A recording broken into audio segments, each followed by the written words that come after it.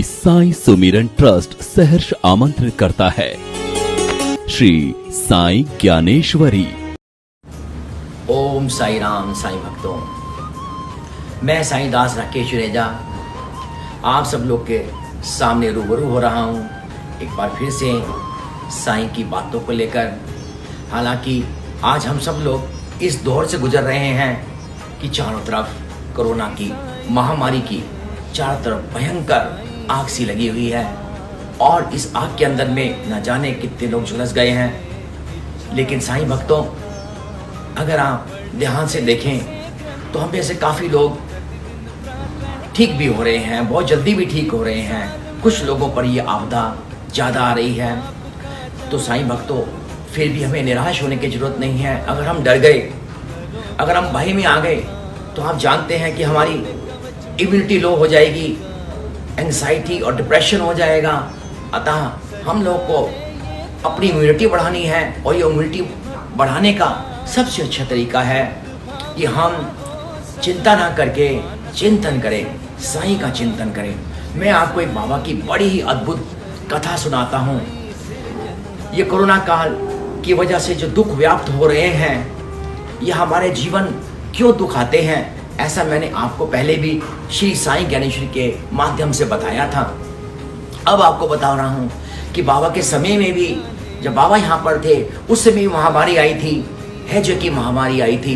किस प्रकार बाबा ने वहाँ पर ज्ञान दिया था, ये श्री साईं ज्ञानेश्वरी पूरी कथा है। ये कथा है श्री साईं कुलकर्णी और साईं बाबा की। एक दिन श्री साईं ने अप्पा कुलकर्णी को सहज भाव से कहा, आज हमारे गांव में चोर घुस गए हैं, इसे सत्य और निश्चित समझो।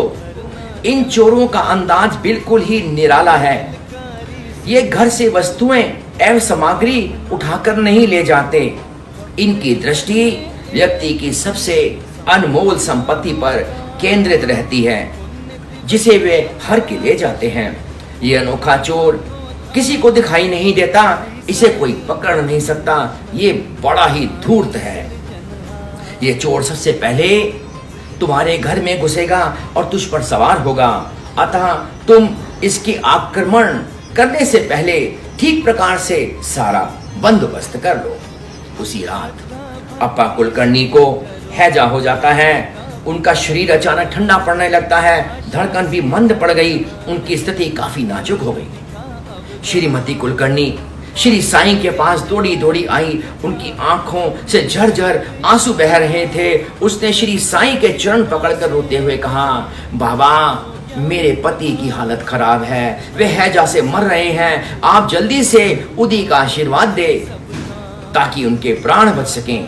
हे महाराज, मेरे सौभाग्य की नाव समुद्र में ना डूबे, ऐसा आशीर्वाद दें। श्री साईं ने श्रीमती कुलकर्णी से कहा, तुम दुख ना करो, संसार में जिसने जन्म लिया है उसकी मृत्यु अवश्य होगी। एक ना एक दिन मृत्यु जरूर आएगी। मृत्यु और जन्म तो ईश्वर की व्यवस्था के अंतर्गत है। सभी को एक दिन यहाँ से जाना है। एक जन्म के अंत के बाद अन्य जन्म की शुरुआत होती है। अतः तू उदास क्यों होती है? तुम ज्ञान की आंखें खोल कर देखो। यहाँ ना तो किसी का जन्म होता है और ना ही यहाँ किसी की मृत्यु होती है। तुम भी इस नियम से मुक्त नहीं हो। यही नियम तुम्हारे साथ भी है, यही वास्तविकता है। जैसे परिधान यानी कि वस्त्र पुराना हो जाता है तो लोग उसे उतार फेंकते हैं, या फिर परिधान पसंद नहीं आता तो उसको त्याग कर देते हैं, वैसे ही इस शरीर रूपी परिधान के जीर्ण शीर्ण होने के या नापसंद आने पर प्राण यानी कि आत्मा उसे छोड़ देती है। ये प्राण तो ईश्वर का अंश है, अक्षय, अभंग और निर्विकल्प यानी कि हर समय एक समान रहने वाला।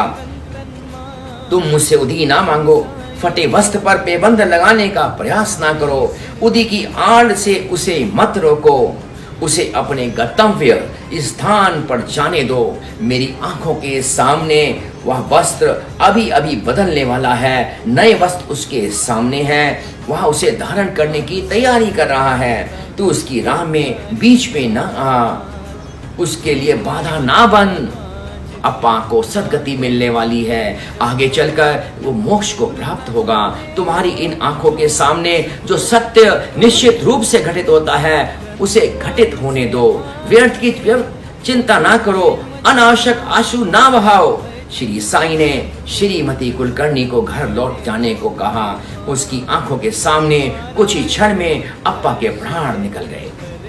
हे साईं भक्तों, जैसा कि आपने देखा बाबा ने कुलकर्णी की पत्नी को ज्ञान दिया, वह ज्ञान जो भगवान श्री कृष्ण ने भी भगवत गीता में अर्जुन को दिया था। तो साईं भक्तों, हमें चिंता नहीं करनी, चिंतन करना है, क्योंकि जो हमारे भाग्य में लिखा है, जो हमारे कर्मों के अनुसार हमें गति प्राप्त है, उसके अनुसार हमारा जब तक ये जीवन है, जब तक यहाँ पर हैं हम। और आप सब लोग देख रहे हैं कि कोरोना काल से सब त्रस्त और व्यस्त हैं, और ज्यादातर लोग एंजाइटी, डिप्रेशन, इस कारण ज्यादा बीमार हो रहे हैं। देखिए, ये कोरोना काल जैसा है वैसे है जा था। बाबा ने उस समय भी बहुत लोगों की मदद करी थी, कई लोगों को निरोग भी किया था। बाबा आज भी सबको निरोग भी करते हैं। कितने भक्तों के फोन आते हैं मुझे, कितने भक्त बताते हैं कि कोरोना काल के अंदर में बाबा ने किस प्रकार से उनकी मदद करी। हे साईं भक्तों, घबराने की बात नहीं है। मुझे भी कोरोना हुआ, मेरे फादर को भी, जो 86 ईयर्स के हैं, उनको भी कोरोना हुआ। वो हार्ट के पेशेंट थे, उनकी धड़कन भी बहुत कम चलती थी, पेस मेकर लगा हुआ है। लेकिन बाबा की कृपा से हम सब लोग बच गए। कितने सारे भक्त लोग बच भी गए, क्योंकि हम लोगों ने उस कोरोना दौरान, उस आइसोलेशन 14 दिन के अंदर में सुबह से लेके शाम तक बाबा की चारों आरतियां करी, श्री साईं सचित्र का पाठ किया, श्री साईं ज्ञानेश्वरी का लगातार पाठ किया। श्री साईं ज्ञानेश्वरी में 9वें अध्याय में फलश्रुति में इसके प्रायण का जो हमें फल मिलता है, उस फल के अंदर में ऐसा लिखा गया है, आश्वासन दिया गया है दास गनु महाराज जी द्वारा, कि जो इस ग्रंथ का लगातार प्रायण करता है, और प्रायण की विधि है, प्रायण करता है तो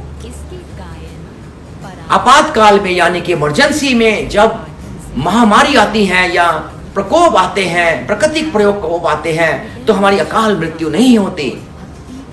किसी भी भक्त की अकाल मृत्यु नहीं होती साईं भक्तों। बस आपको श्रद्धा और सबूरी से साईं ज्ञानेश्वरी का पाठ करना है। ये एक दवाई है, इसको दवाई के तौर पे आप समझ सकते हैं।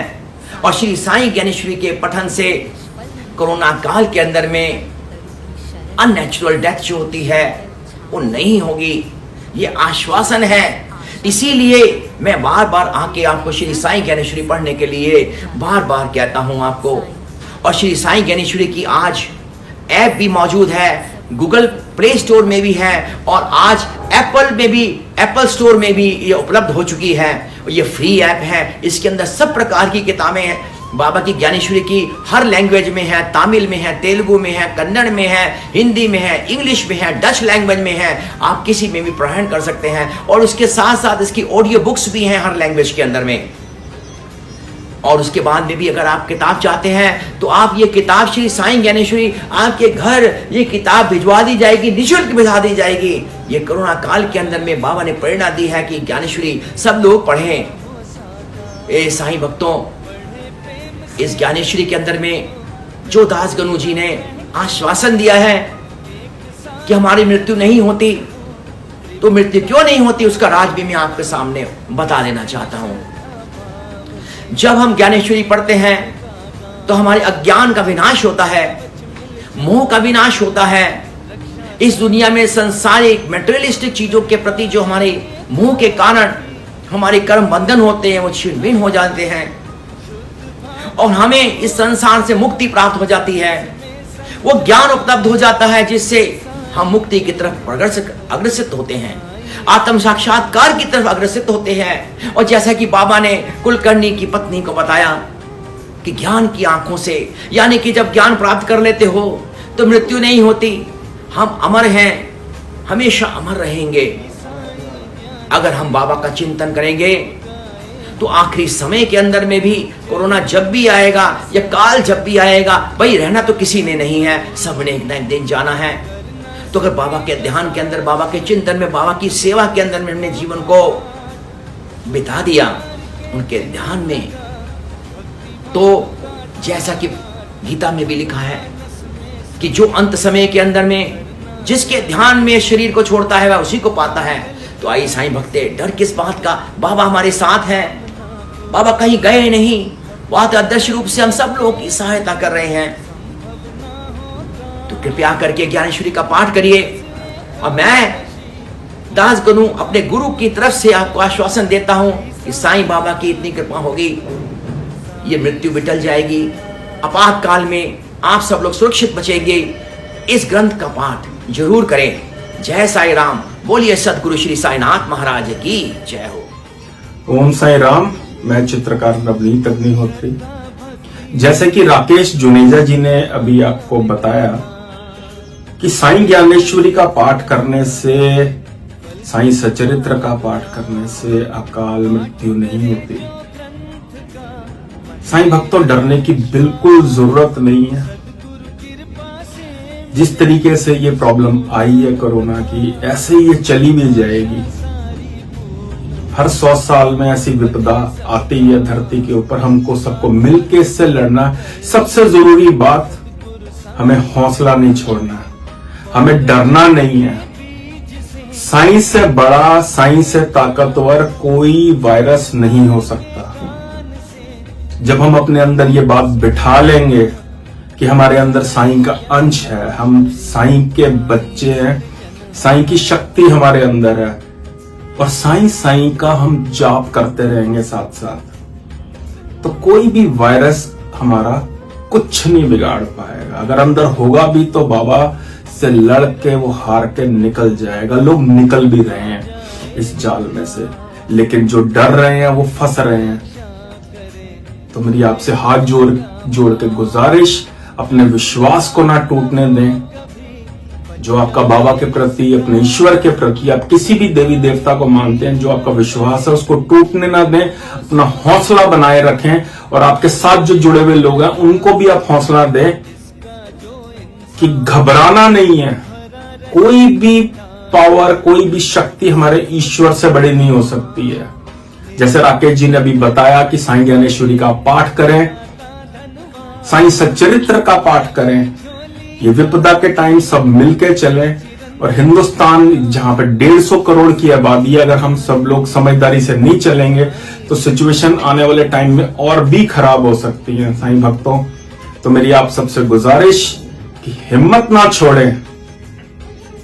साईं से ऊपर कुछ नहीं है। जीवन और मरण ये सिर्फ ईश्वर के हाथ में है, और जो चीज है ही ईश्वर के हाथ, उसके लिए हम इतना ज्यादा चिंतित क्यों हो रहे हैं? ये जो मौत का भय है, ये जो डर है, ये सबसे बड़ा कारण है इस समय, जो इस समय इतना लोग इसके अंदर उलझते जा रहे हैं, फंसते जा रहे हैं। माना कि बहुत अपने चले गए इसके अंदर, बहुत से लोगों को बहुत परेशानी हुई है इसके अंदर। और मैं तो ये कहूंगा कि लगभग हर घर के अंदर आज कहीं ना कहीं कोई ना कोई ग्रसित है इस चीज से, लेकिन फिर भी हमने हिम्मत नहीं छोड़नी है। बाबा हर पल हमारे साथ है, और साथ ही साथ जो हमारा हर महीने का ऑनलाइन प्रोग्राम होता है, जो साईं ज्ञानेश्वरी भाग 3 अभी होना था अप्रैल के अंदर, रामनवमी के अवसर पर, जो लॉकडाउन की वजह से कैंसिल हो गया, उसके लिए आपके बहुत से मैसेजेस आ रहे हैं कि वो कब हम करेंगे। तो साईं भक्तों, उसके लिए आपको बहुत जल्द बताया जाएगा। जैसे लॉकडाउन ओपन होगा, वो लाइव पेंटिंग इवेंट जो पेंडिंग छूट गया, जो हमने पोस्टपोन किया था, वो जल्दी उसकी डेट भी आपको बताई जाएगी। राकेश जी और मैम खुद हम अनाउंस करेंगे कि वो कब होने जा रहा है। तो इस समय सबसे जरूरी है कि आप सब सेहतमंद रहें, अपने घर पे रहें, सुरक्षित रहें। इसी कामना के साथ मैं चित्रकार नवनीत अग्निहोत्री आप लोगों से इजाजत लेता हूं। ओम साई राम।